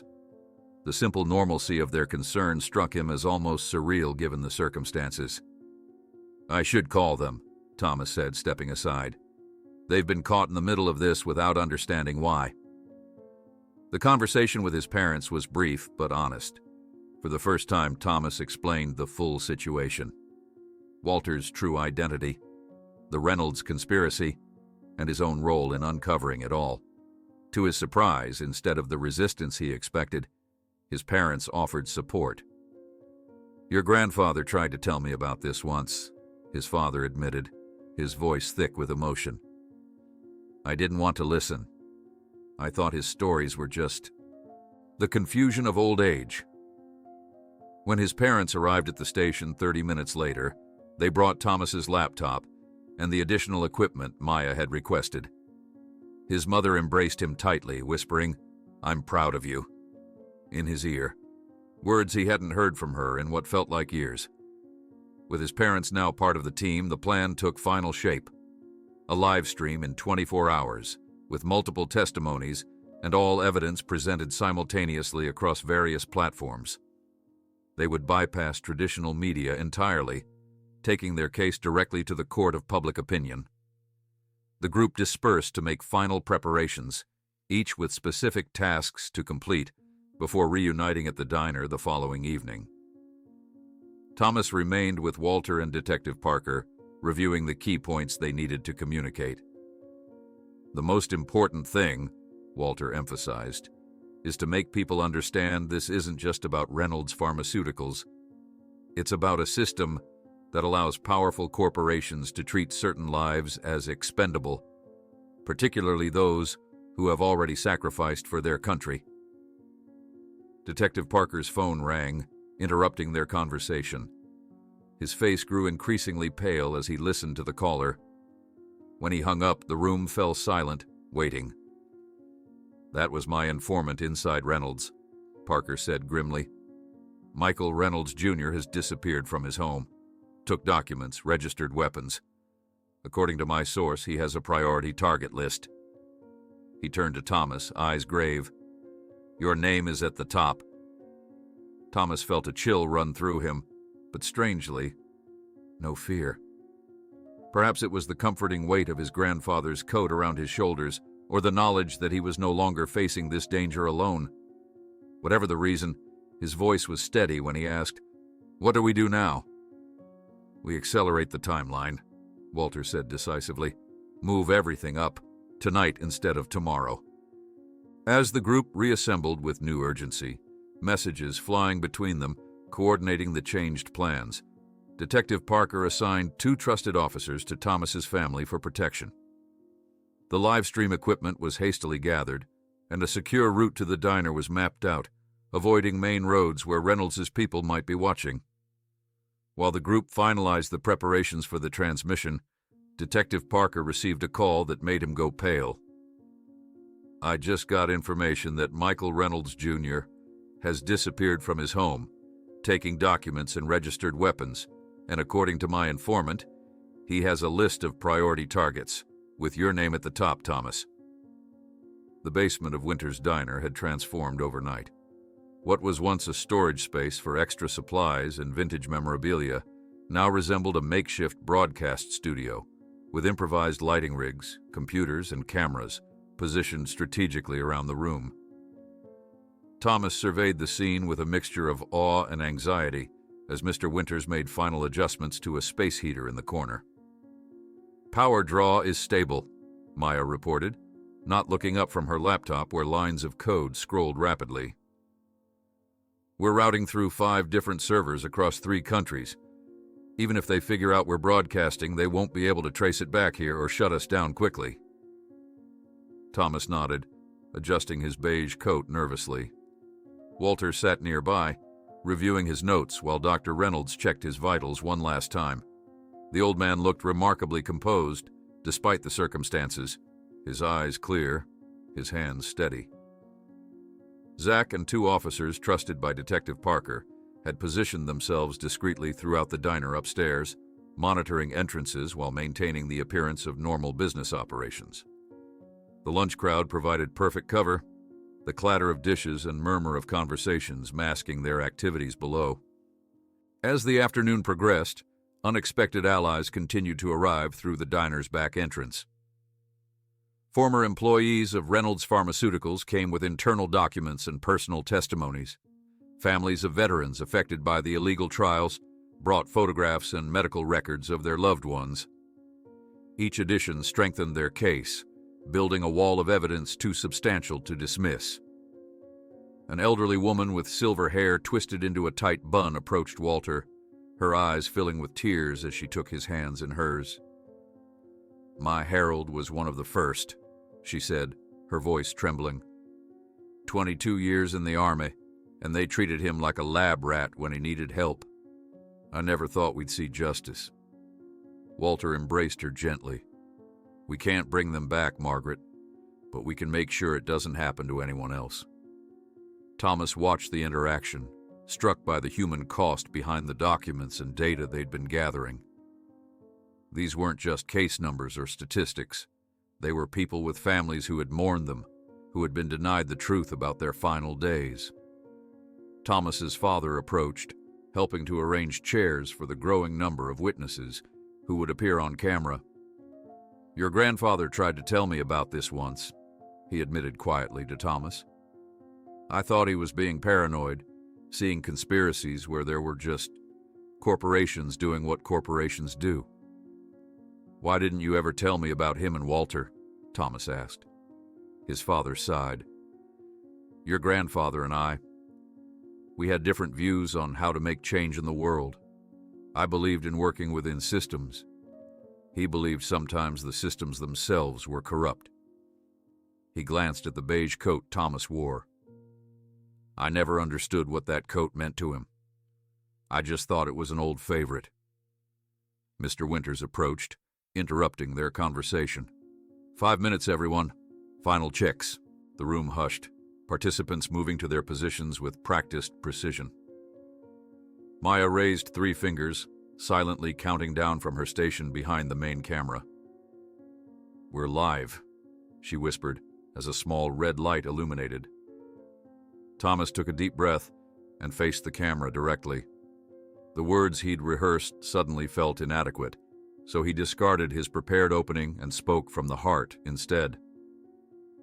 "My name is Thomas Carter, and this is the story that Reynolds Pharmaceuticals doesn't want you to know." His voice, initially unsteady, grew stronger with each word. "1 week ago, I witnessed 3 teenagers attacking an elderly man in an alley. I didn't know then that helping him would uncover one of the largest medical ethics violations in our country's history, or that it would put my life and my family at risk." Thomas recounted his journey, meeting Walter, the mysterious illness, the threats, the discovery of Walter's true identity, and finally, the evidence they'd gathered proving Reynolds Pharmaceuticals had been conducting illegal drug trials on homeless veterans for years. Walter took over, his measured voice adding gravitas to the broadcast. He explained his decision to go undercover, living on the streets to document the company's practices firsthand after his wife Carol died from complications related to an unauthorized drug trial. "These men and women served their country," Walter said, holding up photographs of veterans who had died during the experiments. "When they fell on hard times, instead of receiving the help they deserved, they were treated as disposable test subjects." Former Reynolds scientists confirmed the allegations, their faces partially obscured to protect their identities. They described the pressure to deliver results, the falsified data, the deliberate targeting of subjects unlikely to have advocates who would ask uncomfortable questions. As the broadcast continued, Maya leaned close to Thomas. "We're going viral. Over 100,000 viewers and climbing. National news networks are picking up the feed." The energy in the room shifted palpably as awareness of their growing audience spread. Walter seemed to draw strength from it, his testimony becoming more powerful as he showed document after document proving the company's culpability. Dr. Reynolds had initially planned to keep her face hidden, but in a moment of resolve, she stepped into frame and identified herself clearly. "I am Dr. Claire Reynolds, Chief Medical Officer at the Eastside Community Clinic and sister to Michael Reynolds, Jr." Her voice shook slightly, but held firm. "For the past 5 years, I've been gathering evidence on my own brother's crimes. My family built their fortune on suffering, and I can no longer remain silent."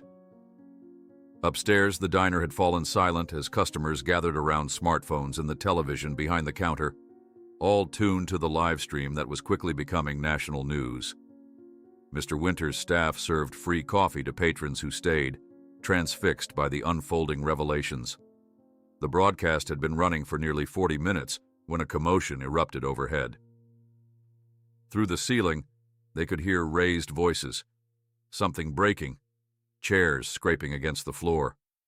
Zach's voice crackled through the walkie-talkie they'd positioned near Thomas.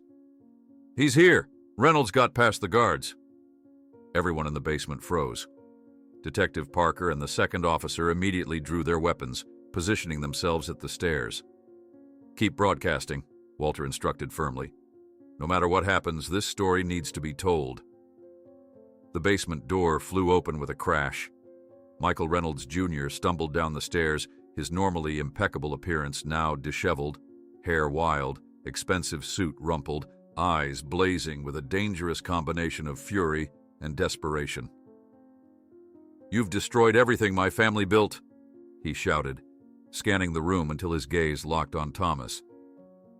The cameras captured everything: Michael's unhinged entrance, the frightened reactions of the witnesses, the officers with weapons drawn. Millions were watching as the composed corporate executive image Michael had cultivated for years crumbled in real time. "Your family built their fortune by exploiting those who couldn't fight back," Thomas replied, standing his ground. "People who served this country." Michael reached into his jacket and Detective Parker shouted a warning. But before anyone could react further, a new figure appeared at the top of the stairs. Judge Hartman stood there, pale and visibly shaken, clutching a stack of documents. His eyes darted around the room, taking in the cameras, the witnesses, the evidence spread across tables. "Put the gun down, Michael," the judge said, his authoritative courtroom voice diminished to something almost pleading. "It's over. I'm here to turn myself in and confess everything." Michael turned toward the judge, his expression flickering between betrayal and rage. "What are you doing, Richard? We had an arrangement." "They have everything, Michael," Hartman replied, descending the stairs slowly. "Names, dates, account numbers. I've spent 30 years on the bench. I won't spend my remaining years in prison for your family's crimes." The moment stretched, taut with tension, as Michael stood frozen in indecision. The cameras continued recording, capturing every second of the confrontation for the audience that had now grown to millions across multiple platforms. In that suspended moment, Thomas became acutely aware of the weight of his grandfather's beige coat on his shoulders. What had begun as a simple act of kindness in an alley had led him here, to this basement, facing down powerful men who had believed themselves untouchable.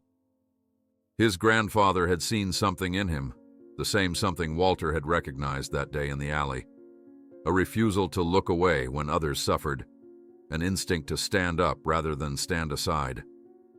Michael's hand emerged from his jacket and everyone tensed. But instead of a weapon, he held a flash drive. "Evidence insurance," he said, his voice hollow. "Everything you don't have yet. Names of every board member who approved the program. Foreign accounts. Politicians we paid." A bitter laugh escaped him. "If I'm going down, I'm not going alone." Detective Parker moved forward, carefully taking the drive while his partner secured Michael Reynolds, Jr., reciting his rights as she placed handcuffs on his wrists. Judge Hartman surrendered himself next, placing his documents on the table, court records showing cases he had dismissed, warrants he had denied, all to protect Reynolds Pharmaceuticals. As the officers led both men upstairs, the basement erupted in a mixture of relief, disbelief, and cautious celebration. The live stream continued, documenting this unexpected conclusion as Walter provided context to the viewers about the significance of what they had just witnessed. Thomas stood slightly apart, watching the scene unfold with an odd sense of detachment. Maya approached, squeezing his arm gently. "It worked," she said, wonder in her voice. "We actually did it." The broadcast continued for another hour, methodically presenting the evidence, interviewing witnesses, and explaining the scope of the conspiracy. When they finally signed off, the silence felt almost oppressive after the intensity of the previous hours. Walter approached Thomas, placing a hand on his shoulder. "Your grandfather would be proud," he said simply. Thomas nodded, unable to find adequate words for the emotions swirling within him. The danger had passed, the truth had emerged. But something told him this was not an ending, merely the beginning of a new chapter. The gun of Michael aimed directly at Thomas, who remained surprisingly calm, the beige coat almost glowing under the transmission lights. But before any trigger could be pulled, a familiar figure emerged on the stairs behind Michael, Judge Hartman, pale and with frightened eyes, holding documents. "Lower that gun, Michael. It's over. I'm here to surrender myself and confess everything." The morning after the live stream, Thomas sat at the kitchen table, methodically turning the pages of the city newspaper. The headline dominated the front page. Reynolds Pharmaceutical Scandal Rocks Nation. CEO and judge arrested after dramatic confrontation. Beneath it was a still image from their broadcast. Thomas in his beige coat, facing Michael Reynolds. The moment frozen in newsprint that somehow failed to capture the tension of the actual confrontation. His phone vibrated continuously beside his untouched cereal bowl, notifications flooding in faster than he could possibly read them. Interview requests from national news networks, messages from students he barely knew, and even an email from a literary agent proposing a book deal about the teenage whistleblower. The attention was overwhelming, and Thomas found himself simultaneously drawn to and repelled by it. "You should eat something," his mother said, sliding into the chair across from him. She looked at the newspaper and shook her head in disbelief. "I still can't wrap my mind around all this. My son taking down a pharmaceutical empire." His father joined them, placing a protective hand on Thomas's shoulder. The FBI called again. They want another statement about the documents from the bank vault. Over the past 24 hours, the fallout had spread like ripples in a pond. Federal agents had descended on Reynolds Pharmaceuticals headquarters, carting away boxes of files and computers. Michael Reynolds Jr. and Judge Hartman remained in custody, denied bail due to flight risk concerns. The board of directors had issued a frantic statement distancing themselves from the scandal, promising full cooperation with authorities. But beneath the public response, Thomas sensed powerful forces regrouping, preparing countermeasures. Some news outlets had already begun questioning the validity of the evidence, suggesting that Walter's personal vendetta against Reynolds had clouded his judgment. Online, trolls attacked Thomas's character, painting him as a naive tool manipulated by anti-corporate activists. "I need to get back to school," Thomas said firmly, pushing away from the table. "I can't hide forever." The halls of Jefferson High felt surreal after everything that had happened. Students parted as Thomas walked by, their reactions spanning the spectrum from admiration to suspicion. Some offered high fives or thumbs up. Others whispered behind cupped hands, casting sideways glances as if he'd become radioactive. Maya met him at his locker, camera conspicuously absent for once. "How are you holding up?" "Still processing," Thomas admitted, exchanging textbooks mechanically. "It doesn't feel real yet." "Well, it's definitely real to some people," Maya replied, showing him her phone screen displaying a hate-filled message thread. "The Reynolds supporters are organizing. They're calling us liars, attention seekers, claiming the whole thing was staged." Thomas nodded grimly. "Walter warned me this would happen. Powerful people don't go down without fighting back." In his classes, Thomas found it almost impossible to focus on algebra equations and historical dates. How could he care about the quadratic formula when he'd helped expose a conspiracy that had cost veterans their lives? The mundane routines of high school seemed absurdly disconnected from the reality he'd glimpsed. During lunch period, an unexpected figure approached his table. Zach Miller stood awkwardly, tray in hand, looking nothing like the confident bully who had tormented Thomas weeks earlier. "Mind if I sit?" he asked, glancing around as if expecting rejection. Thomas gestured to the empty seat across from him. For a moment they ate in uncomfortable silence. "I never thought I'd be thanking you," Zach finally said, staring at his untouched sandwich. "But what you did, standing up to Reynolds, it was brave." "You helped too," Thomas pointed out. "That took courage." Zach shook his head. "Only after I'd already done their dirty work. My mom quit her job at Reynolds yesterday. Says she can't work for a company that would threaten a kid to get to his parents." Thomas studied Zach, seeing him clearly perhaps for the first time, not as a tormentor, but as another teenager caught in circumstances beyond his control. "We're okay, Zach. Same side now."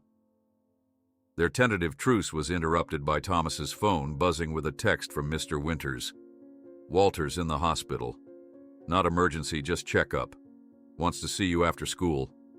After his final class, Thomas found himself walking through the same alley where he'd first encountered Walter. It seemed fitting somehow. returning to where everything began. The space between buildings was empty now, no sign of the confrontation that had set everything in motion. "Thomas?" He turned to find Detective Parker standing at the alley entrance, looking less haggard than he had during the live stream, but still wearing the same world-weary expression. "We need to talk," Parker said, gesturing to a bench in the adjacent park. Once seated, Parker got straight to the point. "The Reynolds case is bigger than we initially thought. The federal investigation has uncovered connections to 3 other pharmaceutical companies, 2 defense contractors, and at least 1 senator's office. This is going to get messy and potentially dangerous." Thomas nodded, unsurprised. Walter had suggested as much in his videos. "I'm telling you this because you deserve to know," Parker continued. "Your testimony will be crucial in the coming months, but also because you should be prepared. There are people who stand to lose billions if these cases move forward. People who might view you as a problem to be solved." The warning hung in the air between them, neither exaggerated nor minimized. Thomas appreciated Parker's directness, treating him as an adult capable of understanding the situation's gravity. "I understand," Thomas said simply. Parker studied him for a moment. "You remind me of your grandfather. He had that same look when he decided something mattered enough to fight for." Thomas blinked in surprise. "You knew my grandfather?" A ghost of a smile crossed Parker's face. "Before I was a detective, back when I was just a beat cop who stumbled onto something I shouldn't have, James Carter helped me do the right thing, kept me safe when others wouldn't." He stood, adjusting his jacket. "Consider this returning the favor." At the hospital, Thomas found Walter looking notably better than during their cabin meeting. The veteran sat upright in bed, color returned to his face, engaged in animated conversation with Dr. Reynolds when Thomas entered. "There he is," Walter said warmly, "the journalist who brought down an empire." Thomas smiled despite himself. "Hardly a journalist, just a kid with a coat and a conscience." "Sometimes that's enough," Walter replied, gesturing for Thomas to sit. Dr. Reynolds excused herself tactfully, leaving them alone. Through the window, Thomas could see the hospital grounds where news vans still clustered, reporters hoping for a glimpse of the man whose testimony had sparked a national scandal. "How are you feeling?" Thomas asked. "Better than I deserve to at my age," Walter said with a wry smile. "The pneumonia's finally cleared. Claire insists on keeping me another day for observation." They sat in comfortable silence for a moment, the beeping of medical equipment providing a rhythmic backdrop. "I've been thinking about what happens next," Walter said finally. "This isn't over, not by a long shot. Reynolds Pharmaceuticals was just one part of a much larger problem." Thomas nodded. Detective Parker mentioned connections to other companies, politicians. "Exactly. The system that allowed this to happen remains largely intact." Walter's expression grew solemn. "Which is why I've made some decisions about my estate." The conversation shifted to Walter's plans, establishing a foundation dedicated to protecting veterans and combating corporate corruption. The Johnson Foundation for Veterans Protection would use Walter's considerable resources to continue the work he and Thomas's grandfather had begun decades ago. "And I want you to be part of it," Walter said, watching Thomas carefully. "Not immediately. You have school to finish, college to attend. But eventually, the foundation will need people who understand what we're fighting for." 3 months later, Thomas stood beneath a maple tree in Oak Ridge Cemetery, watching as workers installed Walter's headstone. The simple granite marker bore not only his name and dates, but also his military rank and honors, his true identity restored in death. The funeral had drawn hundreds, veterans from across the country, former colleagues, journalists, and even politicians eager to position themselves on the right side of the growing scandal. Investigations continued to expand, with new indictments announced weekly as the full scope of the conspiracy unraveled. The newly established Johnson Foundation had already begun its work, with Mr. Winters serving as interim director until Thomas completed his education. The mansion in Oak Ridge Hills, once Walter's private residence, now served as the Foundation's headquarters, its elegant rooms repurposed for offices, meeting spaces, and a research library dedicated to corporate accountability. Maya stood beside Thomas, her hand finding his as they watched Mr. Winters plant a small tree near the grave. The simple act of renewal felt right, a life continuing after another had ended. "He would have liked this," Thomas said quietly. "Something growing, something lasting." Dr. Reynolds approached from the parking area, her expression somber but composed. In the months since the live stream, she had become a central figure in the investigations, her testimony helping to secure indictments against former colleagues and board members. "Thomas," she said, extending an envelope, "Walter's will was validated yesterday. He left the house to the Foundation as we discussed, but there was something special he wanted you to have personally." Thomas accepted the envelope with steady hands. Inside, he found documents establishing an educational trust in his name and a handwritten note on heavy stationery. "To Thomas, who restored my faith in humanity when I needed it most. Sometimes the greatest act of heroism is simply stopping to help someone everyone else has chosen to ignore."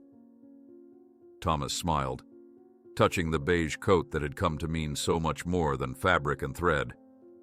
"You know," he said to Maya, "Walter once told me that it's not our possessions that define who we are, but what we choose to do when no one is watching.